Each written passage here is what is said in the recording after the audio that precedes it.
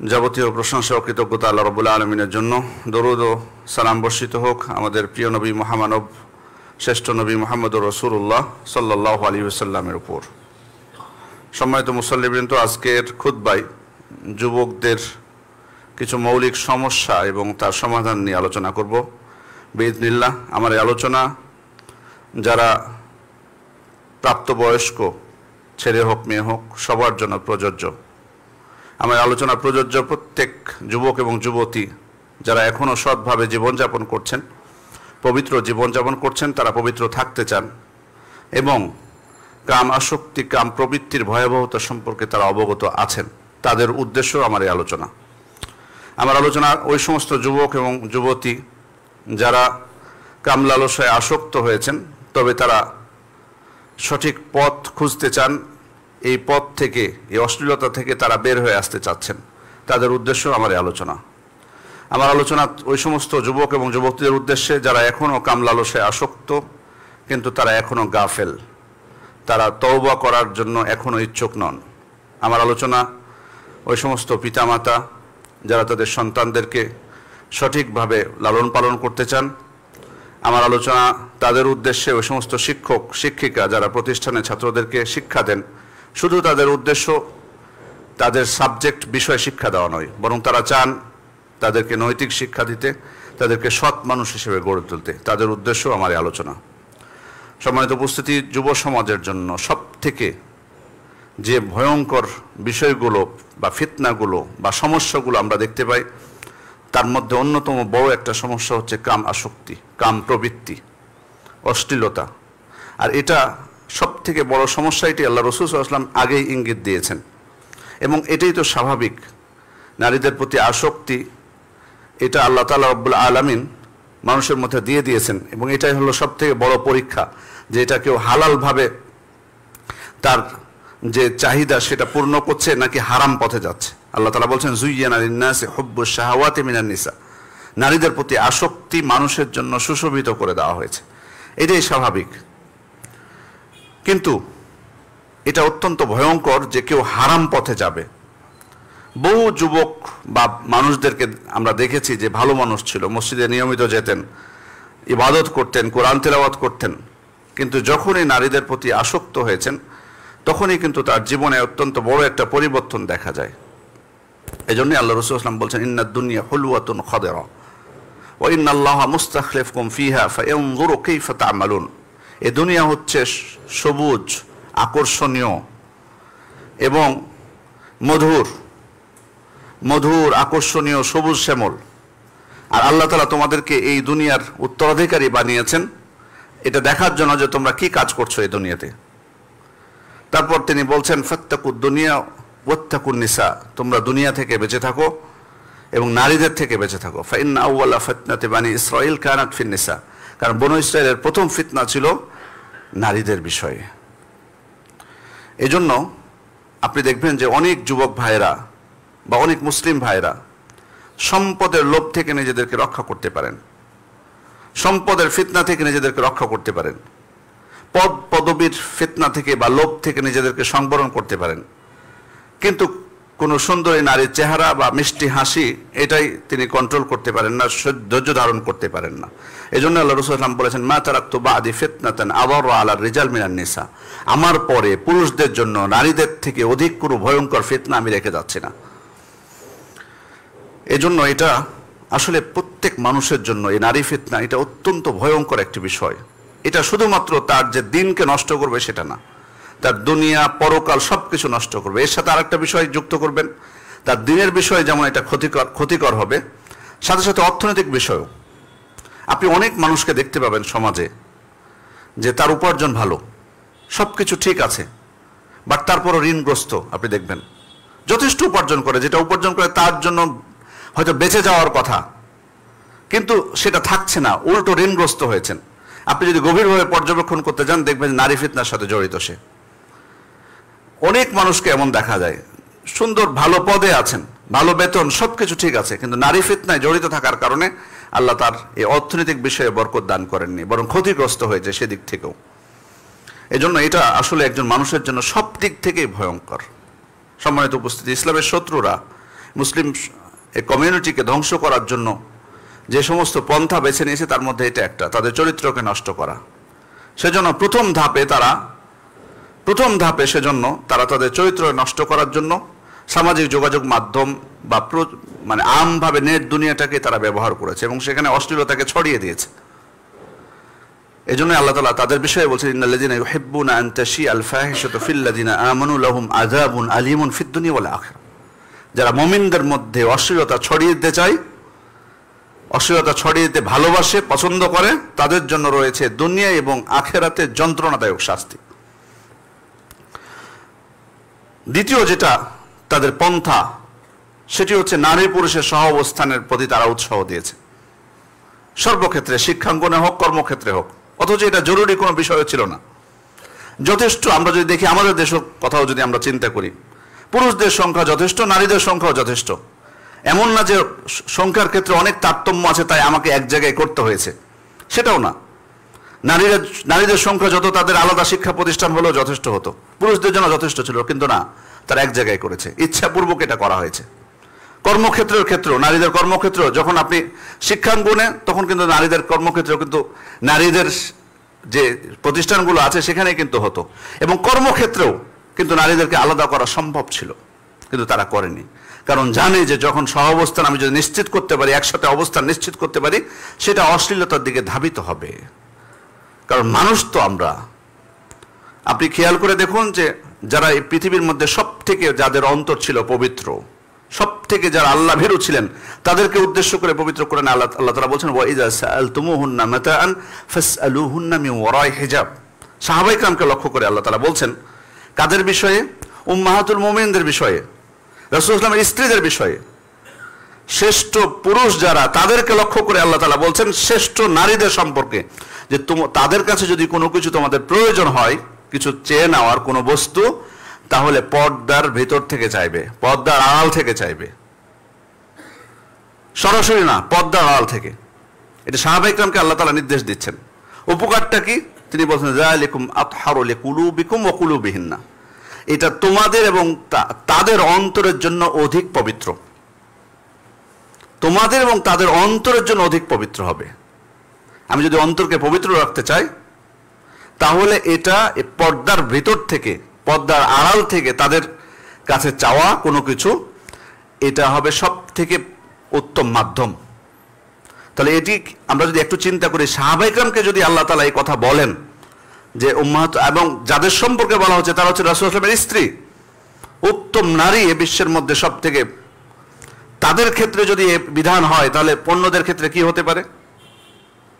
এবং সেখানে আল্লাহ তাআলা বলে দিয়েছেন যে এটা তোমাদের অন্তরের জন্য পবিত্র, মানে পর্দার ভিতরে থাকা এটা তোমাদের অন্তরের জন্য পবিত্র। তার মানে আমি যদি পর্দার মধ্যে না থাকি, এটা আমার অন্তরের জন্য কখনোই পবিত্র হতে পারে না, বরং আমার অন্তরকে কলুষিত করবে, এটা আমাকে অশ্লীলতার দিকে নিয়ে যাবে, সেটা আমার মধ্যে সংশয় ঢোকাবে, লোভ লালসা ঢুকিয়ে দিবে নারীর প্রতি বা নারীদের পক্ষ থেকে পুরুষদের প্রতি। এটি আল্লাহ তাআলা সাহাবায়ে কেরামের ক্ষেত্রে বলেছেন। সুতরাং আমরা কত বড় ঈমানদার হয়েছি যে বলি কোনো অসুবিধা নেই, মনের পর্দা বড় পর্দা, এটাও কিন্তু অনেকে বলে, এটা একেবারে শয়তানি কথা। অবশ্যই মানুষের ভিতরও ভালো হতে হবে, কারণ হ্যাঁ, এটা হয়তো বা অনেক নারীদেরকে দেখা যায় বাহ্যিকভাবে পর্দা করে, কিন্তু দুষ্টু প্রকৃতির আছে অনেকে, হয়তো আপনি তাদেরকে বলতে পারেন অন্তরটা ঠিক করো, বাট এই যে কথা মনের পর্দা বড় পর্দা বলে মানে পর্দাহীনতাকে উস্কে দেওয়া, এটা একেবারে শয়তানের পক্ষ থেকে, এবং শয়তানি উক্তি একটা, এটা কিন্তু প্রচলিত আছে আমাদের সমাজে। এটা অনেকে বলে যারা পর্দার বিধান মানতে চায় না, কিন্তু আল্লাহ তাআলা নাকচ করে দিয়েছেন যে না, পর্দা যদি করো তাহলে এটা তোমাদের অন্তরের জন্য পবিত্রতা। এমন না যে তোমার অন্তর পবিত্র, বাইরে তুমি পর্দা করছো না আর ভিতর খুব পবিত্র, অসম্ভব। বরং অন্তরে কি আছে সেটার বহিঃপ্রকাশ হবে তোমার বাইরে। সম্মানিত উপস্থিতি, তৃতীয়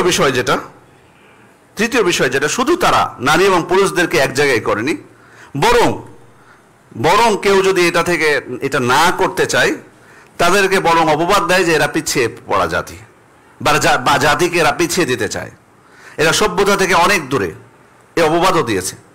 যেমনটা আমরা যদি দেখি, এত পূর্ব কিন্তু দেওয়া হয়েছে, যারা ভালো থাকতে চায়, সমাজকে যারা ভালো রাখতে চায়, পবিত্র রাখতে চায়, তাদেরকে কিন্তু যুগ যুগ ধরে অপবাদ দেওয়া হয়ে থাকে। লূত আলাইহিস সালামের সম্প্রদায়, লূত আলাইহিস সালাম যখন তাদেরকে ফাহিশা কাজ থেকে নিষেধ করলেন, তখন তারা কি বলেছিল? আখরিজুহুম মিন ক্বরিয়াতিকুম ইন্নাহুম উনাসুন ইয়াতাতাহহারুন। তাদেরকে তোমাদের জনপদ থেকে বের করে দাও। এরা এমন মানুষ যারা পবিত্র থাকতে চায়, মানে পবিত্র থাকাটাই অপরাধ, মানে তাদের দৃষ্টিতে পবিত্র থাকাটাই অপরাধ, মানে তাদেরকে বের করে দাও, এরা পবিত্র থাকতে চায়, ভালো থাকতে চায়। তো এদের কথাও বর্তমান যুগে যারা আছে তাদের কথা একই, এরা পর্দা করতে চায়, এরা নারীদেরকে ভালো রাখতে চায়, এরা পিছিয়ে পড়া জাতি, এরা সভ্যতা থেকে অনেক দূরে। সম্মানিত উপস্থিতি, এভাবে তারা তাদের সর্বোচ্চ প্রচেষ্টা দিয়ে আমাদের মধ্যে, যুব সমাজের মধ্যে, সাধারণ মুসলিমদের মধ্যে তারা অশ্লীলতাকে ছড়িয়ে দেওয়ার চেষ্টা করেছে এবং তাদের চরিত্রকে নষ্ট করার চেষ্টা করেছে। প্রথম বিষয় আমি বলবো, ইতিবাচক বিষয় বলি, যে আজকে যদি আমরা প্রত্যেক মানুষ, আমি শুধু এটা যুবকদের উদ্দেশ্যে বলছি এ কারণে যেহেতু তাদের মধ্যে এই সমস্যা বেশি, কিন্তু তার মানে এটা না যে যারা বয়স্ক তাদের মধ্যে এই সমস্যা নেই, সবার উদ্দেশ্যে, আমি আগেই বলেছি এটা সবার উদ্দেশ্যে। প্রথম বিষয় হলো ইতিবাচক বিষয় বলি, যে আজকে যদি আমরা ধৈর্য ধারণ করতে পারি, এই অশ্লীলতা থেকে নিজেদেরকে রক্ষা করতে পারি, রক্ষা করতে না পারলে কি হবে সেটা পরে বলবো, কিন্তু যদি রক্ষা করতে পারি আমাদের জন্য সুসংবাদ আছে। প্রথম বিষয় হলো যে আমরা সফলতা লাভ করতে পারবো, সফলতার অন্তর্ভুক্ত হব। আল্লাহ তাআলা পবিত্র কোরআনে বলছেন কদ আফলাহাল মুমিনুন, মুমিনরা সফল হয়েছেন। তারপর মুমিনদের যে সমস্ত বৈশিষ্ট্য বর্ণনা করেছেন তার মধ্যে একটি হলো ওয়াল্লাযীনা হুম লিফুরুজিহিম হাফিজুন, যারা তাদের লজ্জাস্থানকে হেফাজত করে। তাহলে যদি আমরা আমাদের লজ্জাস্থানকে হেফাজত করতে পারি তাহলে আমরা সফলদের অন্তর্ভুক্ত হব। ইন্নাল্লাহা লা ইয়া'জাবু মিনাশ শাব লাইসাত লাহু সাবওয়া, আল্লাহ রাসূল সাল্লাল্লাহু আলাইহি ওয়াসাল্লাম বলছেন যে আল্লাহ তাআলা ওই যুবকের প্রতি সন্তুষ্ট হন, খুশি হন, তাকে দেখে বিস্মিত হন যার পাপের দিকে ঝোঁক নেই। তাহলে যে যুবক বা যে ব্যক্তি নিজেকে এই সমস্ত অশ্লীল কাজ থেকে রক্ষা করতে পারবে, স্বয়ং আল্লাহ তাআলা তাকে দেখে খুশি হন, আল্লাহ তাআলা তার প্রশংসা করেছেন। দ্বিতীয় বিষয় হলো যে আমরা সফলতার অন্যতম আলামত হচ্ছে কিয়ামতে আখিরাতে আমরা জান্নাত লাভ করতে পারবো। আল্লাহ রাসূল সাল্লাল্লাহু আলাইহি ওয়াসাল্লাম বলছেন মান ইয়াদমাল্লি মা বাইনা লাহইহি ওয়া বাইনা রিজলাইহি আদমাল্লাহুল জান্নাহ, যে ব্যক্তি আমাকে তার দুই চোয়ালের মাঝের বস্তু এবং দুই পায়ের মাঝের বস্তু অর্থাৎ লজ্জাস্থানের এবং এই জিহ্বা রক্ষার নিশ্চয়তা দিবে, আমি তাকে জান্নাতের নিশ্চয়তা দিব। তাহলে বোঝা যাচ্ছে যে আমরা যদি নিজেদেরকে অশ্লীলতা থেকে রক্ষা করি তাহলে আল্লাহ রাসূল সাল্লাল্লাহু আলাইহি ওয়াসাল্লাম আমাদেরকে জান্নাতের নিশ্চয়তা দিয়েছেন।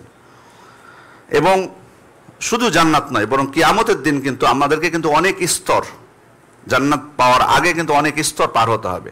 তার মধ্যে ভয়ঙ্কর কিছু স্তর আছে, তার মধ্যে একটা হলো যে সূর্য কিন্তু থাকবে খুবই নিকটে, সেদিন কিন্তু আমাদের ছায়ার প্রয়োজন হবে। সেদিন আল্লাহ তাআলা তার বিশেষ ছায়া বা তার আরশের ছায়া যাদেরকে আশ্রয় দিবেন, তার মধ্যে এক প্রকার হচ্ছে রজুলুন দাআতহু ইমরাআতুন যাতু মানসিব ওয়া জামাল, ওই ব্যক্তি যাকে কোনো উচ্চ বংশীয় সুন্দরী নারী অশ্লীল কাজের দিকে আহ্বান করলো, কিন্তু সে বলল ইন্নী আখাফুল্লাহ, আমি আল্লাহকে ভয় পাই। অর্থাৎ অশ্লীলতা তার জন্য উন্মুক্ত ছিল, সহজ ছিল, বরং নারীদের পক্ষ থেকে তার প্রতি আহ্বান ছিল, কিন্তু সে নিজেকে রক্ষা করেছে। আল্লাহ তাআলা কিয়ামতের দিন তার বিশেষ ছায়ায় বা আরশের ছায়ায় এই ব্যক্তিকে আশ্রয় দিবেন। সম্মানিত উপস্থিতি, মুমিন ব্যক্তি যিনি প্রকৃত ঈমান যার মধ্যে আছে, তিনি কিন্তু অশ্লীলতা যদি তার জন্য সহজও করে দেওয়া হয় তিনি কিন্তু রক্ষা করেন নিজেকে। এর অনেক উদাহরণ আমাদের সামনে। ইউসুফ আলাইহিস সালাম যখন আজিজের স্ত্রী তাকে অশ্লীল কাজের দিকে আহ্বান করলো এবং দরজা পর্যন্ত বন্ধ করে দিল, কারণ মানুষের মধ্যে কেউ দেখার সুযোগ ছিল না, তবুও তিনি ওই সময় আল্লাহ তাআলার কাছে আশ্রয় চেয়েছেন। মাআযাল্লাহ, আমি আল্লাহর কাছে আশ্রয় চাচ্ছি। তিনি নিজেকে রক্ষা করেছেন। মারসাদ ইবনে আবি মারসাদ রাদিয়াল্লাহু আনহু, তার সম্পর্কে বর্ণিত আছে যে তিনি ইসলাম গ্রহণের পর মক্কার বন্দীদেরকে মদিনায় পার করে দিতেন। তো তার জাহিলি যুগে এক বান্ধবী ছিল, মানে মেয়ে বন্ধু, তার নাম ছিল আনাক। তো তিনি ইসলাম গ্রহণ করলেন, মারসাদ ইবনে আবি মারসাদ, কিন্তু তার ওই বান্ধবী মানে জাহিলি যুগের বান্ধবী, কারণ ইসলাম গ্রহণ করার পর তো আর এসব অশ্লীলতার মধ্যে তারা ছিলেন না। এই মহিলা একদিন একটি ঘটনা ঘটে। মারসাদ ইবনে আবি মারসাদ অন্য দিনের মতো একজন বন্দীকে মক্কা থেকে মদিনায় পার করে দেওয়ার জন্য তিনি গেলেন। তো উনি বলছেন সেই ঘটনা, ফাজিতু হাত্তা ইনতাহাইতু ইলা যিল্লি হায়াতিন মিন হাওয়াইতি মক্কা ফি লাইলাতিন মুকমিরা, অর্থাৎ চাঁদনি রাতে আমি মক্কার কোন একটা দেওয়ালের পাশে আমি অপেক্ষা করছিলাম, ওই এক বন্দীকে তিনি মক্কা থেকে মদিনায় ট্রান্সফার করবেন তাই। তিনি বলছেন ফাজাআত আনাক ফাআবসারাত সাওয়াদ যিল্লি বিজানিবিল হায়াত, ওই সময় আনাক মানে ওই জাহিলি যুগের তার ওই মেয়ে বান্ধবী কিন্তু ওই জায়গায় চলে আসে। তো মারসাদের ছায়া দেখে মারসাদ রাদিয়াল্লাহু আনহুর কাছে চলে আসেন। ফালাম্মা ইনতাহাত ইলাইয়া আরাফাতনি, উনি বলছেন যে আমার সামনে যখন ওই নারী চলে আসলো আমাকে দেখে সে চিনে ফেললো, দিয়ে বলল, মারসাদ, তুমি মারসাদ না? ফাকুলতু মারসাদ, হ্যাঁ আমি মারসাদ। তখন ওই নারী বলছে, মারহাবান ওয়া আহলান হালুম্মা ফাবিত ইনদানা লাইলা, আসো আজকে রাতটা আমার সাথে কাটাও। ও ছিল পতিতা, মূলত এই মহিলা ছিল পতিতা, সেজন্য সেই পতিতার অভ্যাস অনুযায়ী মারসাদ রাদিয়াল্লাহু আনহুকে আহ্বান জানালো যে আসো আজকে রাতটা তুমি আমার সাথে কাটাও। উনি বলছেন, ফাকুলতু ইয়া আনাক হারামাল্লাহু জিনা, আমি তখন বললাম যে আনাক, আল্লাহ তো ব্যভিচারকে হারাম করে দিয়েছেন, আর আমি তো ইসলাম গ্রহণ করেছি, তার কাছে আত্মসমর্পণ করেছি, অতএব আমি তো তার অবাধ্য হতে পারবো না। তখন ওই মহিলা চিৎকার দিয়ে বলছে, ইয়া আহলাল খিয়াম হাযা রাজুল ইয়াহমিলু আসরাকুম।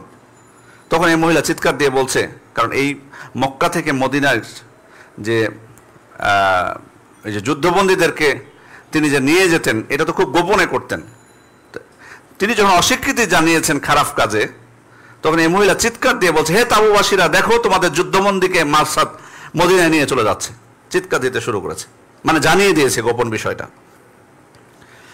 তখন উনি বলছেন, হাযা রাজুল ইয়াহমিলু আসরাকুম ক্বাল ফাতাবিআনি সামানিয়া, উনি বলছেন যে এরপরে তার চিৎকার শুনে 8 জন আমাকে তাড়া করলো। শেষ পর্যন্ত ঘটনা যেটা, যে উনি গর্তে লুকিয়ে যান, তারপরে উনি নিজের জীবন বাঁচাতে পেরেছিলেন, গর্তে লুকানোর মাধ্যমে তারা তাকে আর খুঁজে পায়নি। মূল বিষয় এখানে খেয়াল করে দেখুন যে তিনি কিন্তু নিজের জীবনকে কিন্তু ঝুঁকির মধ্যে ফেলে দিলেন, নিজের জীবনকে ঝুঁকির মধ্যে ফেলে দিয়েছেন। কারণ ওরা যদি মারসাদ রাদিয়াল্লাহু আনহুকে পেয়ে যেতেন ওই সময়, তাহলে কিন্তু বাস্তবে কিন্তু হত্যা করত, কিন্তু এরপরেও মারসাদ রাদিয়াল্লাহু আনহু অশ্লীল কাজ করতে রাজি হননি, তিনি নিজেকে রক্ষা করেছেন। এভাবে আমরা জানি বনু ইসরাইলের একটি ঘটনা, 3 জন ব্যক্তি যারা গুহায় আটকা পড়েছিলেন, তারা প্রত্যেকে তাদের নিজেদের সৎ আমল দ্বারা আল্লাহর কাছে দোয়া করেছিলেন। তার মধ্যে একজন ছিলেন যিনি তার চাচাতো বোনের সাথে অশ্লীল কাজ করতে চেয়েছিলেন। তখন তার বোন তাকে বলেছিল, ইত্তাকিল্লাহ ওয়ালা তাফুদ্দাল খাতামা ইল্লা বিহাক্কি, আপনি আল্লাহকে ভয় করুন এবং আপনি অন্যায়ভাবে অবৈধভাবে আপনি আমার কুমারিত্ব নষ্ট করবেন না। তাহলে সম্মানিত উপস্থিতি, আমরা দেখতে পাই যে পূর্বে সৎ মানুষদের তারা কিভাবে নিজেদেরকে অশ্লীলতা থেকে রক্ষা করেছিলেন। তৃতীয় বিষয় হলো যে অশ্লীল কাজ থেকে যদি আমরা নিজেদেরকে রক্ষা করতে পারি, তাহলে অন্তরের প্রশান্তি আমরা পাবো। ফামানিত্তাবা হুদায়া ফালা ইয়াদিল্লু ওয়ালা ইয়াশকা, যে ব্যক্তি আমার হিদায়াতের অনুসরণ করবে সে পথভ্রষ্ট হবে না এবং সে দুঃখ কষ্ট পাবে না, বরং অন্তরে সে প্রশান্তি পাবে। কারণ এই অন্তরের প্রশান্তিটা আসবে একজন মানুষ যখন তার নফসের সাথে যুদ্ধ করে বিজয়ী হয়, তখন তার থেকে বড় প্রশান্তি নেই। যে কারণে আল্লাহর আনুগত্যের ক্ষেত্রে খেয়াল করে দেখুন, আপনি আর আল্লাহর আনুগত্য করতে চাচ্ছেন, সেক্ষেত্রে শয়তান কিন্তু বাধা সৃষ্টি করবে।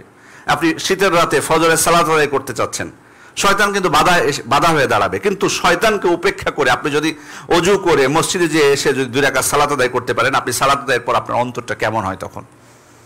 আর যদি শয়তানের ডাকে সাড়া দিয়ে বাড়িতেই থেকে যান, তখন কেমন লাগে? দুইটার মধ্যে পার্থক্য করে দেখবো আমরা। অবশ্যই যদি আমি মসজিদে চলে আসি, আমার অন্তরটা অত্যন্ত প্রশান্ত হয়। তেমনই ভাবে কোনো খারাপ কাজকে আপনার জন্য সহজ করে দেওয়া হয়েছে। আপনি যদি খারাপ কাজটা করে ফেলেন, বাস্তবে যদি আপনার ঈমান থাকে, আপনি কিন্তু পরে কিন্তু বিচলিত হবেন, পরে কিন্তু কষ্ট পাবেন অন্তর থেকে। কিন্তু যদি আপনি নিজেকে রক্ষা করতে পারেন, তাহলে কিন্তু অন্তরের প্রশান্তিটা পাবেন, কারণ আপনি নফসের সাথে জিহাদ করে আপনি বিজয় হয়েছেন। সম্মানিত উপস্থিতি, এটা হলো ইতিবাচক বিষয়। নেতিবাচক হলো যদি আমরা অশ্লীলতা থেকে নিজেদেরকে রক্ষা করতে না পারি, আল্লাহ তাআলা আমাদেরকে কঠিন শাস্তির ভয় দেখিয়েছেন। والذين لا يدعون مع الله إلها آخر ولا يقتلون النفس التي حرم الله إلا بالحق ولا يزنون ومن يفعل ذلك يلقى أثاما يضاعف له العذاب يوم القيامة ويخلد فيه مهانا। অর্থাৎ এখানে 3টা পাপের কথা বলা হয়েছে। মুমিনদের, মুসল্লিদের, আল্লাহর বান্দাদের পরিচয় দিতে যে আল্লাহ তাআলা বলেছেন তারা আল্লাহর সাথে শিরক করে না, তারা অন্যায়ভাবে কাউকে হত্যা করে না, তারা ব্যভিচার করে না। কিন্তু কেউ যদি করে এই সমস্ত পাপ, সে শাস্তির সম্মুখীন হবে এবং কিয়ামতে তার লাঞ্ছিত অবস্থায় তার শাস্তি দ্বিগুণ করে দেওয়া হবে এবং সেখানে সে চিরস্থায়ী হবে। তাহলে এখানে বোঝা যাচ্ছে যে অশ্লীলতা থেকে নিজেদেরকে রক্ষা না করলে কিয়ামতে ভয়াবহ আযাবের সম্মুখীন হতে হবে। দ্বিতীয় হচ্ছে অন্তরের বক্রতা। কেউ যদি কাম আসক্ত হয়, তাহলে কিন্তু তার মাধ্যমে কিন্তু আল্লাহর আনুগত্য করাটা কিন্তু কঠিন, স্বাভাবিক। কারণ আল্লাহ তাআলা 2টা অন্তর কিন্তু সৃষ্টি করেন। মা জাআলাল্লাহু লিরাজুলিন মিন কলবাইনি ফি জাওফিহি, আল্লাহ তাআলা কোনো মানুষের ভিতরে 2টা অন্তর তিনি সৃষ্টি করেননি। সে কারণে কোনো অন্তরে যদি আল্লাহ ভীরুতা থাকে, সেখানে অশ্লীলতা জায়গা করতে পারবে না। কিন্তু কোনো জায়গায় কোনো অন্তরে যদি সেখানে কামপ্রবৃত্তির জায়গা করে নেয়, সেখানে কিন্তু আল্লাহর আনুগত্য সেখানে কিন্তু স্থান পাবে না। এই জিনিসটা আমাদেরকে মনে রাখতে হবে। সম্মানিত উপস্থিতি, আর দুনিয়ার শাস্তির কথা তো আল্লাহ রাসূল সাল্লাল্লাহু আলাইহি ওয়াসাল্লাম আগেই সতর্ক করেছেন। তিনি বলেছেন, লাম তাযহারিল ফাহিশাতু ফি কওমিন হাত্তা ইউলিনু বিহা ইল্লা ফাশা ফিহিম তাউন ওয়াল আউজা আল্লাতী লাম তাকুন মাদাত ফি আসলাফিহিম আল্লাযিনা মাদাউ। যখন কোনো সম্প্রদায়ের মধ্যে অশ্লীলতা প্রকাশ্যে ছড়িয়ে পড়ে, অশ্লীলতা কোনো সম্প্রদায়ের মধ্যে প্রকাশ্যে ছড়িয়ে পড়ে, তখন আল্লাহ তাআলা এমন কিছু মহামারী, প্লেগ বা এমন কিছু রোগের আবির্ভাব ঘটান যেটা তাদের পূর্ববর্তীদের মধ্যে ছিল না। তাহলে বোঝা যাচ্ছে অশ্লীলতায় লিপ্ত হলে দুনিয়াবী শাস্তিও যেমন আছে, তেমনি আখিরাতেও শাস্তি রয়েছে। মানুষ কেন বা যুবকরা কেন এই অশ্লীলতায় লিপ্ত হয়? তার প্রধান কারণ হচ্ছে ইমানের দুর্বলতা। এই জন্য আল্লাহ রাসূল সাল্লাল্লাহু আলাইহি ওয়াসাল্লাম বলছেন, লা ইয়াজনি জানি হিনা ইয়াজনি ওয়া হুয়া মুমিন। কোনো ব্যক্তি বা ব্যভিচারী যখন ব্যভিচার করে তখন সে আসলে মূলত মুমিন থাকে না। তাহলে বোঝা যাচ্ছে এটা থেকে যে ইমানের দুর্বলতার কারণে মানুষ অশ্লীলতায় লিপ্ত হয়। দ্বিতীয় বিষয় হচ্ছে অসৎ সঙ্গ। অসৎ সঙ্গ এটা মারাত্মক বিষয়। একজন মানুষকে ধ্বংস করার জন্য, একজন মানুষকে নষ্ট করার জন্য এটা একটা কারণে যথেষ্ট। অসৎ সঙ্গ। অনেক মানুষকে দেখা যায় ভালো ছিল, কিন্তু অসৎ সঙ্গের কারণে তারা পথভ্রষ্ট হয়েছে, অশ্লীলতায় নিমজ্জিত হয়েছে। এজন্যই তো আমাদেরকে সতর্ক করা হয়েছে, ওমাই ইয়াতাওয়াল্লাহু মিনকুম ফাইন্নাহু মিনহুম। তোমাদের মধ্যে যারা তাদেরকে আন্তরিক বন্ধু হিসেবে গ্রহণ করবে সে তাদেরই অন্তর্ভুক্ত হবে। দুনিয়াতে আপনি যাকে বন্ধু হিসেবে গ্রহণ করলেন, আপনি মনে করে নেবেন যে আপনি তাদেরই অন্তর্ভুক্ত হয়ে গেছেন। যদি আপনি মনে করেন যে আপনি ভালো আছেন, জাস্ট সাময়িক দুনিয়াবী কোনো কারণের জন্য আপনি তার সাথে বন্ধুত্ব করছেন, এটা হয়তো আমরা মনে করতে পারি, বাট বন্ধুত্ব করলে আপনি তারই অন্তর্ভুক্ত হয়ে যাবেন। এই জন্যই কিন্তু আল্লাহ রাসূল অন্য হাদিসে বলছেন, আলমারু আলা দীনি খালিলিহি ফালইয়ানজুর আহাদুকুম মান ইউখালিল।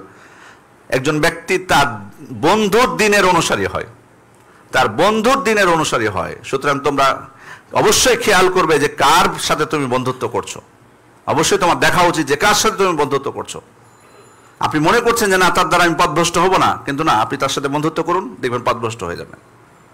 এটা তো দুনিয়াবী ক্ষেত্রে। আখিরাতু আলমারউ মা মান আহাব্বা। দুনিয়াতে যে যাকে ভালোবাসবে, কিয়ামতের দিন সে তার সঙ্গেই কিন্তু থাকবে। এটা মনে রাখতে হবে। এবং সেদিন কিন্তু আমরা আফসোস করব, ইয়া ওয়াইলাতা লাইতানি লাম আত্তাখিজ ফুলানান খলিলা। হায় আফসোস, আমি যদি অমুককে দুনিয়াতে বন্ধু হিসেবে গ্রহণ না করতাম। তার মানে খেয়াল করে দেখুন অসৎ সঙ্গ কত জিনিসটা খারাপ, যে একজন মানুষ কিয়ামতের দিন আফসোস করবে। আফামান কানা মুমিনান কামান কানা ফাসিকান লা ইস্তাউন। অর্থাৎ যে ব্যক্তি ঈমান এনেছে, যে মুমিন, সে কি ফাসিক ব্যক্তির মতো?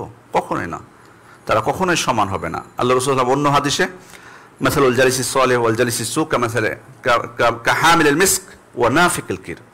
অর্থাৎ সৎসঙ্গ এবং অসৎ সঙ্গের উদাহরণ দিয়েছেন আতর বিক্রেতা এবং কামারের আগুনের সাথে।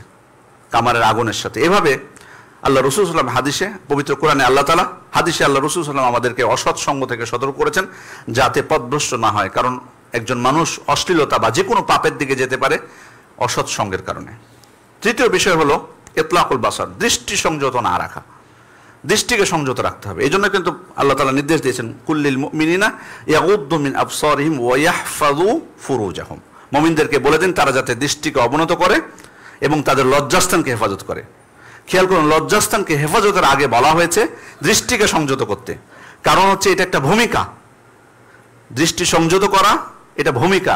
এটা যদি কেউ করতে পারে তাহলে তারপরের যেটা স্টেপ সেটাতে সে যাবে না। কিন্তু যদি দৃষ্টি হয়তো মনে করতে পারে যে দেখাটা তো খুব বেশি বড় পাপ না, সমস্যা নেই, আমি একটু দেখি, আমি তো অশ্লীল কাজে লিপ্ত হচ্ছি না, এটাও কিন্তু অনেক মানুষের মধ্যে হতে পারে।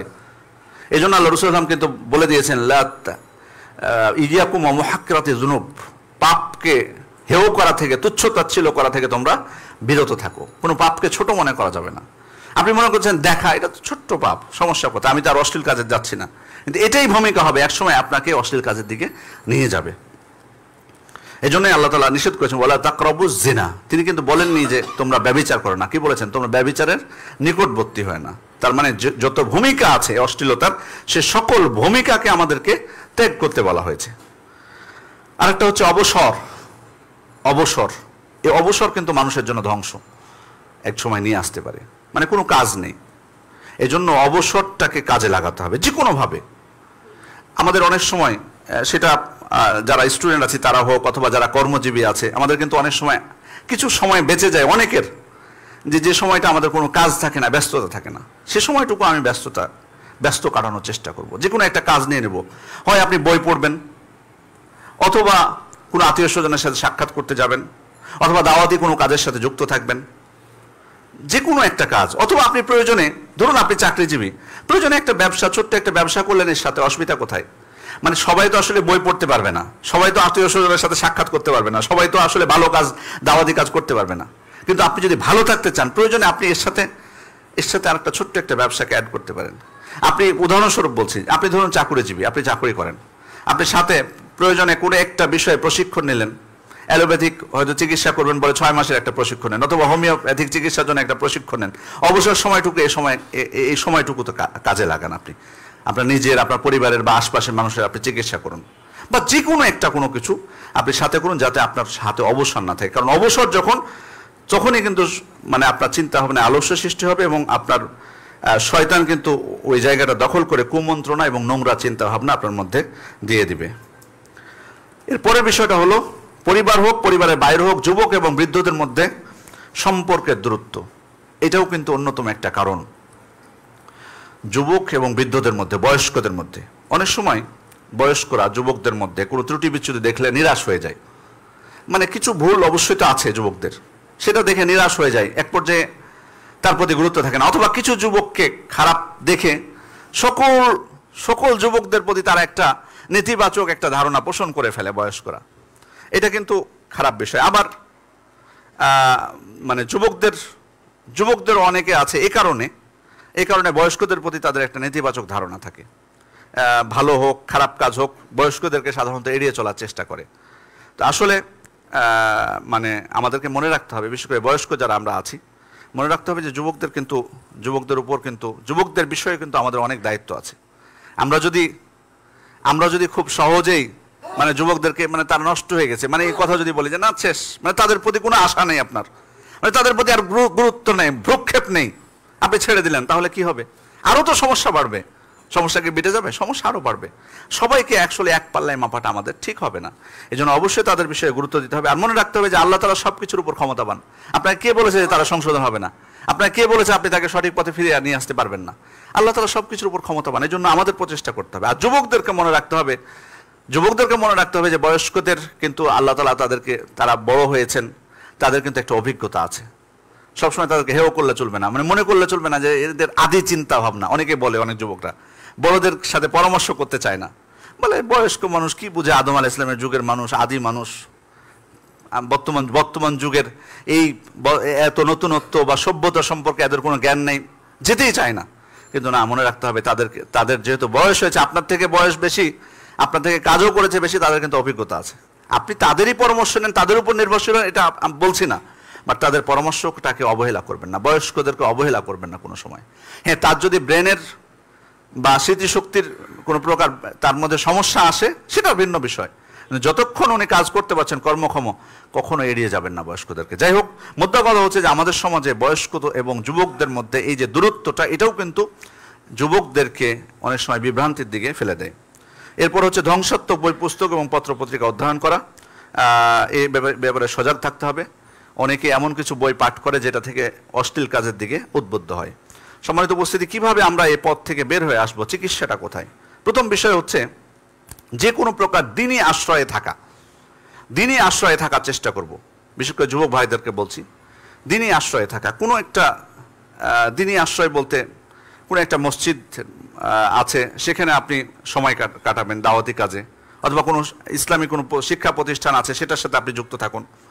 আলেমদের সাথে ওঠা বসা করার সুযোগ হয় কিনা, যেভাবে হোক, অর্থাৎ ভালো পরিবেশে থাকা, ভালো পরিবেশের সাথে আপনি নিজেকে সম্পৃক্ত করে রাখুন। সেটা মসজিদ হতে পারে, অথবা কোনো মাদ্রাসা হতে পারে, অথবা কোনো সংস্থা হতে পারে, কোনো ফাউন্ডেশন হতে পারে, অথবা কোনো সহিহ সুন্নাহ ভিত্তিক কোনো সংগঠন হতে পারে, যেটাই হোক না কেন, অর্থাৎ ভালো কোনো প্রতিষ্ঠানের সাথে দিনই কোনো আশ্রয়ে থাকা। তাহলে হবে কি, কুচিন্তা, খারাপ চিন্তাগুলো এত সহজে আপনাকে বিভ্রান্ত করতে পারবে না। এটা একটা বিষয়। দ্বিতীয়ত, যদি কোনো সমস্যা আপনার মধ্যে হয়, তাদের কাছ থেকে আপনি সমাধান নিতে পারবেন, তারা আপনাকে সঠিক গাইড করতে পারবেন। আল্লাহ রসুল সাল্লাল্লাহু আলাইহি ওয়াসাল্লামের কাছে এক যুবক এসে বললেন না যে আল্লাহ রসুল আমাকে ব্যভিচারের অনুমতি দেন, সরাসরি এসে বলছে ব্যভিচারের অনুমতি দেন আমাকে।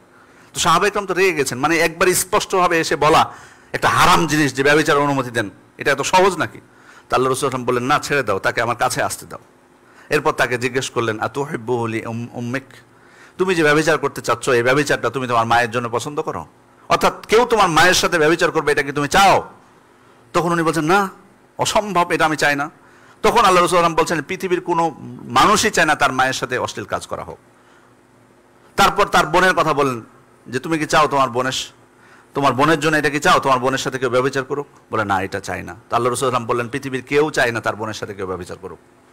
তারপর তাকে জিজ্ঞেস করলেন তার বোনের কথা, তাকে জিজ্ঞেস করলেন তার খালার কথা, তাকে জিজ্ঞেস করলেন তার ফুফুর কথা। সব বিষয়ে উত্তর দিলেন কি, না, আমি চাই না যে আমার ফুফুর সাথে, আমার খালার সাথে, আমার বোনের সাথে কেউ ব্যভিচার করুক, অশ্লীল কাজ করুক।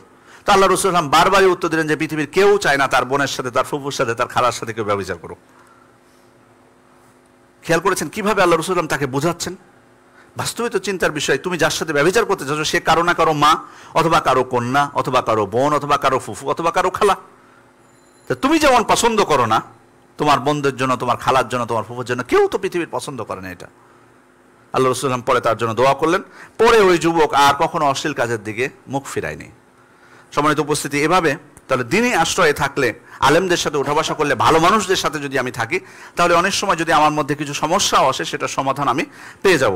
দ্বিতীয় বিষয় হচ্ছে তাড়াতাড়ি বিয়ে করা। এবং এক্ষেত্রে আসলে এটা অনেক বড় একটা অধ্যায়, আমি বিস্তারিত আলাপ করতে পারছি না যেহেতু সময় কম। এক্ষেত্রে অনেক সময় আমরা দেখি যুবক ভাইদের আগ্রহ আছে, বাট অভিভাবকরা বাধা হয়ে দাঁড়ায়, বিনা কারণে বাধা হয়ে দাঁড়ায়। সেদিন একজন আমাদেরকে লাইভে জিজ্ঞেস করতেছেন যে উনি বিয়ে করতে চেয়েছেন, তার উপার্জনও আছে, ওই ব্যক্তির উপার্জন আছে, বিয়ে করতে চাচ্ছে, অথচ পরিবার থেকে বাধা দিয়েছে। তখন ওই ব্যক্তি শপথ করেছে যে আর জীবনে আমি বিয়েই করবো না, সারা জীবন আমি সিয়াম পালন করে কাটাবো। এখন জিজ্ঞেস করছে এটা আমার ঠিক হয়েছে কিনা। সম্মানিত উপস্থিতি, এটা ওনার ঠিক হয়নি, রাগ করাটা ঠিক হয়নি। আপনি রাগ করে আপনার নিজের ধ্বংস কেন ডেকে আনবেন? আপনি বাবা মার উপর রাগ করে আপনি শপথ কেন করতে গেলেন যে আর জীবনে বিয়ে করবেন না? কিন্তু তার বাবা মারও তো উচিত না বাধা দেওয়াটা। যেখানে সন্তান চাচ্ছে এবং তার জন্য সবকিছু সহজ, সে নিজেও, আপনি যদি তাকে সহযোগিতাও না করতে চান, তার নিজের উপার্জন আছে, তাহলে আপনি বাধা সৃষ্টি করবেন কেন? এই ধরনের বহু পরিবার আছে, আমি জানি ভালোভাবে, আমরা এগুলো সম্মুখীন আমরা দেখতে পাই। প্রবাসে যারা থাকে এ ভাইয়েরা আরও বেশি। অনেক সময় পিতারা মনে করে যে সন্তানের বিয়ে দিলে আমাকে আর সন্তান দেখবে না, এটা একটা প্রধান কারণ। ওই জন্য বিয়েতে গড়িমসি করে, কিন্তু আপনার সন্তানের চরিত্র নষ্ট হচ্ছে। এরকম অনেক সংখ্যা আছে, এই কাজটা করবেন না। বরং আল্লাহ তাআলার আদেশ, ওয়ানকিহুল আয়ামা মিনকুম ওয়াসসালিহিনা মিন ইবাদিকুম ওয়া ইমাকুম, অর্থাৎ তোমাদের মধ্যে যারা অবিবাহিত আর তোমাদের সৎ দাস দাসী তাদের বিয়ে দিয়ে দাও। ছেলে মানুষের ক্ষেত্রে অলি যদিও শর্ত না, বাট আসলে কেন বাধা সৃষ্টি করবেন আপনারা, বা আপনার সাথে কেন দ্বন্দ্ব করে সে আপনাকে না জেনে বিয়ে কেন করতে যাবে? এই জন্য অবশ্যই ছেলেদেরও বিয়েগুলো অবশ্যই পরিবারেরও উচিত সেদিকে ভ্রুক্ষেপ করা। সম্মানিত উপস্থিতি, এরপরে হচ্ছে সৎসঙ্গটা, যেটা এটা অত্যন্ত গুরুত্বপূর্ণ। কারণ আমি যদি ভালো মানুষের সাথে না থাকি তাহলে আমি এটা থেকে বের হয়ে আসতে পারবো না। এই জন্য আল্লাহ তাআলা বলছেন ওয়াসবির নাফসাকা মা আল্লাযিনা ইয়াদউনা রাব্বাহুম বিল গাদাতি ওয়াল আশি ইউরিদুনা ওয়াজহা, অর্থাৎ তুমি যারা দিন রাত্রি সকাল সন্ধ্যা আল্লাহকে ডাকে তাদের সাথে তুমি নিজেকে ধৈর্যশীল রাখো। যারা সকাল সন্ধ্যা আল্লাহকে ডাকে তাদের সাথে তুমি নিজেকে ধৈর্যশীল রাখো, মানে তাদের সাথে তুমি থাকো। ওয়ালা দা'দু আইনাকা আনহুম তুরিদু জিনাতাল হায়াতিদ দুনিয়া, অর্থাৎ দুনিয়ার এই চাকচিক্য লাভ করার জন্য তাদের থেকে তুমি মুখ ফিরিয়ে নিও না। সুবহানাল্লাহ, এটা যদি আমরা একটু গভীরভাবে চিন্তা করি, আল্লাহ তাআলা কি বলছেন? ধৈর্যশীল রাখো তাদের সাথে। তার মানে তাদের সাথে থাকাটা একটা, এখানে ধৈর্যও লাগবে। ভালো মানুষের সাথে যদি আপনি থাকতে চান আপনাকে ধৈর্য লাগবে। অনেক সময় আপনি বিরক্ত হতে পারেন যে আপনি এখানে কিছু পাচ্ছেন না বা মজা পাচ্ছেন না খুব বেশি, না, তবুও আপনাকে ধৈর্যশীল রাখতে হবে দিনদার ব্যক্তিদের সাথে। এই জন্য আল্লাহ তাআলা বলছেন ধৈর্যশীল রাখো, মানে এটা হয়তো কঠিন যদি হয় তবুও সেখানে ধৈর্য ধরে ভালো মানুষদের সাথে তুমি থাকো। এই ওয়ালাযিনা আমানুত্তাকুল্লাহ ওয়া কুনু মা'আস সাদিকিন, হে ঈমানদাররা তোমরা আল্লাহকে ভয় করো এবং সত্যবাদীদের সাথে থাকো। লা তুসাহিব ইল্লা মুমিনান ওয়া লা ইয়াকুল তুআমাকা ইল্লা তাকি, তুমি মুমিন ছাড়া অন্য কারো সঙ্গী হয়ো না, আর তোমার খাবার যেত মুত্তাকি বা তাকওয়াশীল ব্যক্তি ছাড়া কেউ না খায়। এরপর হচ্ছে দিনের উপর অটল থাকা, বিশেষ করে দিনের বিধিবিধানগুলো পালন করা। যেমনটা আল্লাহ রাসূল আমাদেরকে বলেছেন 7 প্রকার ব্যক্তিকে আল্লাহ তাআলা কিয়ামত দিন তার ছায়ায় আশ্রয় দিবেন। তার মধ্যে এক প্রকার হচ্ছে শাবুন নাশা ফি ইবাদাতিল্লাহ, ওই যুবক যে তার যৌবনটা আল্লাহর ইবাদতে পার করেছে। তো দিনের উপর যদি আমি দিনের বিধিবিধানগুলো মেনে চলি তাহলে আমি অশ্লীলতা থেকেও নিজেকে রক্ষা করতে পারবো। সম্মানিত উপস্থিতি, অশ্লীলতা বন্ধের জন্য পারিবারিকভাবেও যেমন ব্যক্তিগত সচেতনতা প্রয়োজন, পারিবারিকভাবেও সচেতনতা প্রয়োজন। যেমন যদি আমরা বলি কোনো মহিলাকে মাহরাম ছাড়া বা স্বামী ছাড়া একাকী বের হতে দেওয়া, এটা কিন্তু মারাত্মক বিষয়। এটা যেন আমরা না করি। খুব সহজে যাতে নারীদেরকে ছেড়ে না দিই। আপনি আপনার কন্যাকে স্কুলে পাঠাচ্ছেন বা মাদ্রাসায় পাঠাচ্ছেন, যেটাই পাঠাচ্ছেন, তবুও আপনাকে কিন্তু খোঁজ খবর রাখতে হবে। মানে উন্মুক্ত বিশ্বাস, আত্মবিশ্বাস, অন্ধবিশ্বাস করে আপনি ছেড়ে দিচ্ছেন, এটা যেন না হয়। অথবা দূরে কোথাও সফরে পাঠিয়ে দিলেন, কিছুই মনে করেন। অনেকে শিক্ষা সফর সহ অনেকে মেয়েদের কন্যাদেরকে পাঠায় দেয়, অনেকের স্ত্রীকে পাঠায় দেয়। না, দূরে কোথাও যদি পাঠাতে চান, মাহরম ছাড়া বা তার স্বামী ছাড়া কাউকে, কোনো নারীকে বাইরে পাঠানো যাবে না। এরপরে কোনো বেগানা পুরুষ, পরপুরুষের সাথে নারীকে নির্জনতা অবলম্বনের সুযোগ দেওয়া যাবে না। নির্জনতা অবলম্বনেরও সুযোগ দেওয়া যাবে না, সেটা ড্রাইভারের সাথে হোক বা অন্য কোনো ব্যক্তির ক্ষেত্রে হোক। এই সুযোগটা পারিবারিকভাবে আমরা যাতে না দিই। রাষ্ট্রীয়ভাবে সরকারেরও কিন্তু কিছু দায়িত্ব আছে। যুবকদেরকে, যুব সমাজকে বাঁচাতে হলে অবশ্যই পর্দার বিধানকে বাধ্যতামূলক করা দরকার। এরপরে ব্যভিচারের হদ, দণ্ডবিধি রাষ্ট্রীয় পর্যায়ে চালু করা দরকার। এরপরে অশ্লীল ছবি, পত্রপত্রিকা, থিয়েটার, এগুলো বন্ধ করা উচিত। আর বিশেষ করে পার্কগুলো যেখানে অবাধে, এটা আপনারা জানেন আমাদের দেশে এগুলো মানে উন্মুক্ত বলা যায়, কোনো বিধিনিষেধও নেই, বা থাকলেও শুধুমাত্র এগুলো লেখায় আছে, বাস্তবে সেগুলো কিন্তু প্রয়োগ নেই। এই জন্য সতর্ক হওয়া উচিত। বিশেষ করে তারপরে বিভিন্ন যে আবাসিক যে হোটেলগুলো যেখানে অশ্লীল কাজ হয়, সেগুলো বন্ধ করা উচিত। এগুলো তো আসলে সরকারের দায়িত্ব। এরপরে বিবাহকে সহজ করে দেওয়া। আমাদের দেশে যদিও মোহরের বিষয়ে সরকারি কোনো বিধিনিষেধ নেই, মানে কম মোহরেও বিয়ে করতে পারে, তবে বয়সের ক্ষেত্রে কিন্তু বিধিনিষেধ দেওয়া আছে। বয়সের ক্ষেত্রে দেওয়া আছে, এটাও মোটেও উচিত না। কারণ অন্য অনেক দেশে আবার মোহরের ক্ষেত্রে শর্তারোপ করা আছে, কঠিন শর্ত করা আছে কোনো দেশে, যে এত টাকা অবশ্যই মোহর থাকতে পারে, সে কারণে ওখানে বিবাহ কঠিন। আমাদের দেশে এটা আল্লাহর রহমতে সহজ আছে, এখনো রাষ্ট্রীয় কোনো বাধ্যবাধকতা নেই আমার জানা মতে।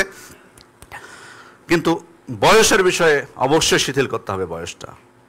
হ্যাঁ, অনেক হয়তো বা কিছু সুযোগ দিয়ে রেখেছে, কিন্তু এটা তো অন্যায় দেখাতে হয়, যে অন্যায় কাজ করে তারপর তখন তাদের বিয়ে দিচ্ছি। তো এটা কেন আমি করতে যাব? যদি সহজ উপায় থাকে, আমি কেন কঠিন করতে যাব? মানুষকে কেন মিথ্যার আশ্রয় নিতে বাধ্য করব? সেজন্য বিয়েটাকে অবশ্যই যে কোনোভাবে সহজ করতে হবে। ছেলে মেয়েদের স্কুল কলেজে সহশিক্ষা বন্ধ করতে হবে এবং পৃথক শিক্ষা প্রতিষ্ঠানের ব্যবস্থা করতে হবে। কারণ আপনারাও জানেন যে আজকে যদি আপনাদেরকে আমি জিজ্ঞেস করি যে প্রত্যেকের জন্য শিক্ষা প্রতিষ্ঠান যদি পৃথক করা হয় ছেলে মেয়েদের জন্য, অশ্লীলতার পরিমাণ কতটুকু কমবে? বিশেষ করে স্টুডেন্টদের মধ্যে অবশ্যই কমে আসবে। আমি শূন্যে নিয়ে যাওয়াটা সম্ভব না, এগুলো বলছি না যে শূন্য কোনো পার্সেন্টেজই থাকবে না, কোনো অপরাধী থাকবে না, সেটা বলছি না, কিন্তু অবশ্যই যে অনেক পরিমাণে কমে আসবে, এটুকু স্বীকার আমাদেরকে করতে হবে। সুতরাং অবশ্যই এই বিষয়ে সজাগ হওয়া উচিত। নারীর জন্য পৃথক চাকরি বা কর্মক্ষেত্র তৈরি করা। এরপর হচ্ছে সবশেষ যে বিষয়টা, সেটা হলো মাদকের ব্যাপারে কঠোর হতে হবে। কারণ মাদকের কারণে যদি আপনি কঠোর না হন, মাদক কিন্তু অন্যান্য অশ্লীল যে কোনো পাপের হচ্ছে মূল। যে কোনো পাপের ক্ষেত্রে এই মাদকের কারণে কিন্তু ছিনতাই, এই যে আজকে ছিনতাই বেড়েছে এত, ঢাকা শহরে বলি বা বাইরে বলি এত বেড়েছে, এর কারণটা কি?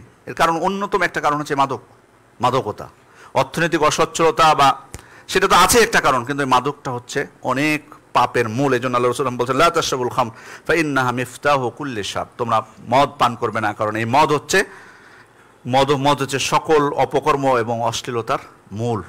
সকল অপকর্মের মূল হচ্ছে এই মাদকতা। যেন মাদকের বিষয়ে পারিবারিকভাবেও সচেতন হতে হবে, সামাজিকভাবে সচেতন হতে হবে, রাষ্ট্রীয়ভাবে সচেতনতা সৃষ্টি করা এবং কঠোর হওয়া, যাতে কোনোভাবে মাদক যাতে আমাদের দেশে ঢুকতে না পারে, মাদক থেকে দূরে থাকে। কারণ এই মাদক মানুষকে অশ্লীল কাজের দিকে ধাবিত করে, উৎসাহ দেয়। সম্মানিত উপস্থিতি, যদিও বিষয়টা অত্যন্ত আরও ব্যাখ্যার দাবি রাখে, সংক্ষিপ্তভাবে শুধুমাত্র আমি মূল পয়েন্টগুলো আপনাদেরকে বলেছি। আসুন আমরা আমাদের জীবনে আল্লাহ তাআলার বিধিবিধানগুলোকে বাস্তবায়ন করি এবং এই অশ্লীল পাপ, বিশেষ করে অশ্লীলতা, যুব সমাজের আরও অনেক সমস্যা আছে, কিন্তু এটা অত্যন্ত বড় একটা সমস্যা। আমি জানি যে অভিভাবক যারা আছেন তারা তাদের সন্তানদেরকে নিয়ে অত্যন্ত ভীত এবং সন্ত্রস্ত থাকেন এবং উদ্বিগ্ন থাকেন সবসময়। কারণ এটা তার মানে অনেক সময় দেখা যায় তার মেধা ভালো, সব কিছু ঠিক আছে, বাট এই জিনিসটাই কিন্তু তাকে ধ্বংস করে দিতে পারে। এজন্য আমরা এ বিষয়ে যাতে কোনোভাবেই অসচেতন না হয়, আমরা নিজেরা যেমন দিনের উপর অটুট থাকবো, নিজেদেরকে রক্ষা করব, তেমনি সন্তানদের বিষয়ে কিন্তু আমরা সচেতন হব। আল্লাহ তাআলা আমাদেরকে সে তৌফিক দান করুন। আল্লাহ তাআলা আমাদের যুব সমাজকে যাবতীয় অশ্লীলতা, অপকর্ম থেকে দূরে থেকে দিনের উপর প্রতিষ্ঠিত থাকার সুযোগ করে দেন বা তৌফিক দান করুন। আমিন। বারাকাল্লাহু লানা ওয়া লাকুম ফিল কুরআনিল মাজিদ ওয়া নাফা'নি ওয়া ইয়্যাকুম বিমা ফিহি বিসুন্নাতিল মুস্তাফা মিনাল আয়াতি ওয়া যিকরিল হাকীম। আকুলু মা তাসমাউন ওয়া আস্তাগফিরুল্লাহ লি ওয়া লাকুম ওয়া লিজামিল মুসলিমিনা মিন কুল্লি যামবিন ফাস্তাগফিরুহু ওয়া তুবু ইলাইহি ইন্নাহু হুয়াত তাওয়াবুর রহিম।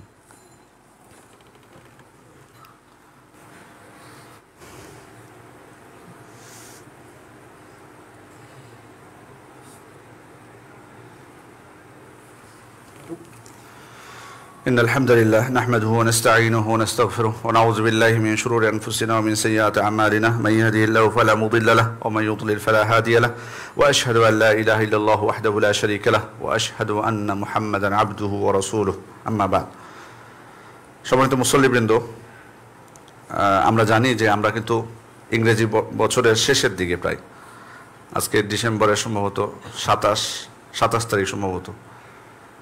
আর আপনারা জানেন যে বছর শেষ উপলক্ষে বিজাতীয় কিছু সংস্কৃতি আমাদের দেশেও মুসলিমদের মধ্যেও কিন্তু চালু আছে। তার মধ্যে একটা অন্যতম হচ্ছে 31st নাইট, যেটা মাত্র কয়েকদিন পরেও।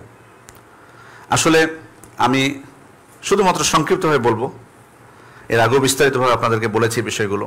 আল্লাহ রাসূল সাল্লাল্লাহু আলাইহি ওয়াসাল্লাম আমাদেরকে স্পষ্ট সতর্ক করে গেছেন, এই ধরনের কৃষ্টি কালচার এগুলো অমুসলিমদের, এই ব্যাপারে কোনো সন্দেহ নাই। আর যদি তাই হয়ে থাকে তাহলে এটা আমাদের জন্য চিরতরে হারাম করা হয়েছে, চিরতরে হারাম করা হয়েছে। এটা কোনোভাবেই সেটার বিন্দুমাত্র কোনো 1% অনুসরণ করার কোনো সুযোগ নেই, বরং সেটার প্রতি আমাদের ঘৃণা থাকতে হবে। এই জন্য আমি সচেতন থাকতে বলবো যে আমরা যদি বাস্তবেই মুসলিম হয়ে থাকি, আল্লাহর কাছে যদি আত্মসমর্পণ করে থাকি, সকল বিধান কিন্তু আমাদেরকে মানতে হবে।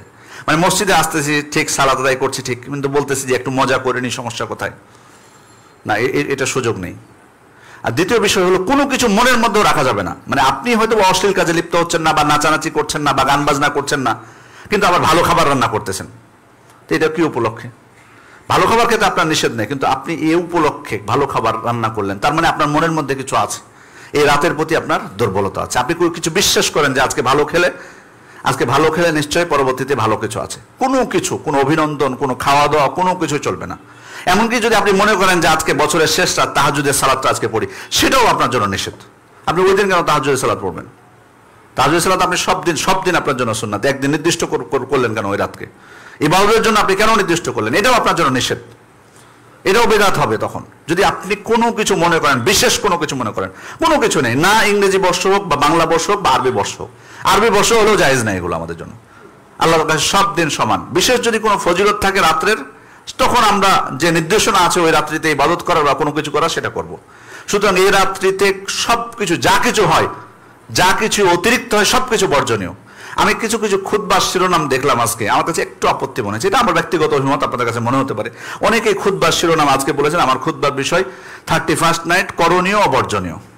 আমার কথা হলো, করণীয় কোথায় পেলেন আপনারা? যেহেতু সাধারণ মানুষের উদ্দেশ্যে খুতবা, আপনি হয়তো করণীয় বলতে পারেন যে আমরা নিষেধ করবো মানুষকে, এটা তো দায়ীদের বিষয়, এটা তো সাধারণ মানুষের বিষয় না। এখানে তো কোনো কিছু করণীয় নেই, কিচ্ছু করণীয় নেই আপনার। আপনি অন্যান্য দিনের মতো বা অন্যান্য রাত্রের মতো এই রাত কাটাবেন, এক্সট্রা তো কোনো কিছু করণীয় নাই যে আপনার খুতবার বিষয় হবে করণীয়, মানে সব কিছু হবে বর্জনীয়।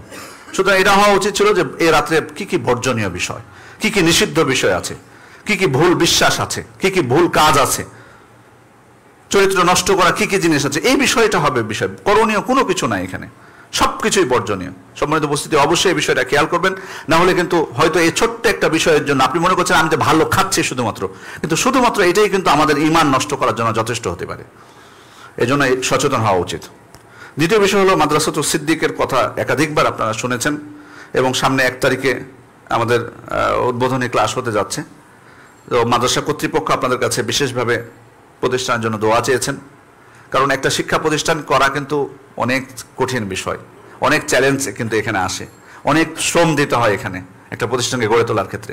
যদি এতদিন মসজিদ ছিল, এখন কিন্তু মাদ্রাসা হতে যাচ্ছে, একটা শিক্ষা প্রতিষ্ঠান যেহেতু চালু হচ্ছে, ওনাদের মানে পরিচালনায়, সেজন্য বিশেষভাবে ওনারা আপনাদের কাছে দোয়া চেয়েছেন। আমরাও আছি আলহামদুলিল্লাহ এই প্রতিষ্ঠানের উপদেষ্টা হিসেবে। আমরা চেষ্টা করব প্রতিষ্ঠানটা যাতে তার যে লক্ষ্য এবং উদ্দেশ্যে প্রতিষ্ঠা করা হয়েছে, সে লক্ষ্যে যাতে পৌঁছতে পারে। এবং অবশ্যই আমরা প্রতিটা কাজে আল্লাহ তাআলার সন্তুষ্টি কামনা করব। আপনারা আপনাদের সার্বিক সহযোগিতাও করবেন, এবং আপনারা প্রতিষ্ঠানের জন্য আন্তরিকভাবে দোয়া করবেন, যেন এখান থেকে আলেম আমরা সৃষ্টি করতে পারি। এর আগে অনেক শিক্ষা কার্যক্রম আমরা হাতে নিয়েছি, বাট সেগুলো বিশেষ আলেম তৈরি করার না, মানে দিন শিক্ষা দেওয়ার বিভিন্ন, বাট আলেম তৈরি করতে হলে, বিশেষজ্ঞ আলেম স্কলার তৈরি করতে হলে শিক্ষা প্রতিষ্ঠান লাগবে, মাদ্রাসা লাগবে। সেই উদ্দেশ্যে কিন্তু এই প্রতিষ্ঠানটা করা। সেজন্য আপনাদের সার্বিক সহযোগিতা, পরামর্শ, দোয়া আপনারা করবেন। আর বিশেষভাবে আরেকটা কোর্সের বিষয়ে আপনাদেরকে স্মরণ করে দিই, যেটা জানুয়ারির শুরু থেকে শুরু হচ্ছে। আপনারা এর আগেও আপনাদেরকে বলেছি, সেটা হলো 2 মাসের জন্য শর্ট কোর্স শুরু হবে, ইমানের মৌলিক বিষয় যেটি আমাদের শ্রদ্ধেয় শেখ ডক্টর মোহাম্মদ সাইফুল্লাহ উনি নেবেন। আর দ্বিতীয় হচ্ছে ফিকহুল উসরা, যেটি আমি নেব ইনশাল্লাহ। 8টি ক্লাস হবে 2 মাসে। ফিকহুল উসরা বলতে বোঝায় যেটা পারিবারিক বিধিবিধান। আমরা অনেকেই অবগত আছি পারিবারিক একটা পরিবার কিভাবে তৈরি হয়, বিবাহের মাধ্যমে তৈরি হয়, সন্তান সন্ততি। এরপরে পরিবারের ক্ষেত্রে একটা পরিবার চালানোর ক্ষেত্রে অনেক বিধিবিধান আসে, এখানে তালাকের বিধান, জিহারের বিধান, তারপরে ভরণ পোষণ সংক্রান্ত বিষয়, যাবতীয় এখানে খুঁটিনাটি অনেক বিধান আছে। আমরা অনেকেই পরিবার চালাই, বাট পারিবারিক অনেক বিধিবিধান জানি না, যে কারণে কখন পরিবারে আপনার স্ত্রীর সাথে থাকা আপনার জন্য হারাম হয়ে গেছে কিন্তু নিজেরাই জানি না। আবার কি দায়িত্বগুলো আছে পরস্পরের, সবকিছু বিস্তারিতভাবে জানার জন্য এই কোর্সটা, যেটিকে আরবিতে ফিকহুল উসরা বলা হয়, পারিবারিক বিভিন্ন বিধিবিধান, এই বিষয়ে ক্লাস নেব ইনশাল্লাহ। আপনারা যারা এখনো ভর্তি হননি তারা ভর্তি হয়ে যাবেন আমি আশা করছি।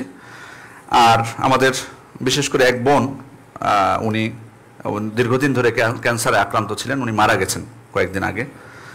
এই মসজিদের মুসল্লি, আমরা তার জন্য আন্তরিকভাবে দোয়া করব, আল্লাহ যেন তাকে ক্ষমা করে দেন এবং তাকে জান্নাতুল ফেরদাউস দান করেন।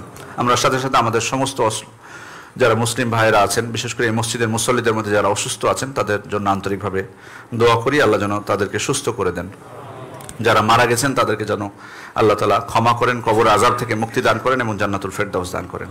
আমিন। আল্লাহ আমাদের মধ্যে যারা বিপদগ্রস্ত আছে, অনেকে বিভিন্নভাবে, শুধু অসুস্থতা নয়, বিভিন্নভাবে বিপদগ্রস্ত আছে, আমরা তাদের জন্য আন্তরিকভাবে দোয়া করি, আল্লাহ যেন তাদেরকে বিপদ থেকে উদ্ধার করেন, বিপদ থেকে মুক্তি দান করেন। রব্বানা তাকাব্বাল মিন্না ইন্নাকা আনতাস সামিউল আলিম ওয়া তুব আলাইনা ইন্নাকা আনতাত তাওয়াবুর রহিম। ইবাদাল্লাহি ইয়ারহামুকুমুল্লাহ, ইন্নাল্লাহা ইয়া'মুরু বিল আদলি ওয়াল ইহসানি ওয়া ইতা'i যিল কুরবা ওয়া ইয়ানহা আনিল ফাহশাই ওয়াল মুনকারি ওয়াল বাগyi ইয়া'iদুকুম লা'আল্লাকুম তাযাক্কারুন ফাযকুরুল্লাহা ইয়াযকুরুকুম ওয়াদউহু ইয়াস্তাজিব লাকুম ওয়া লাযিকরুল্লাহি আকবার।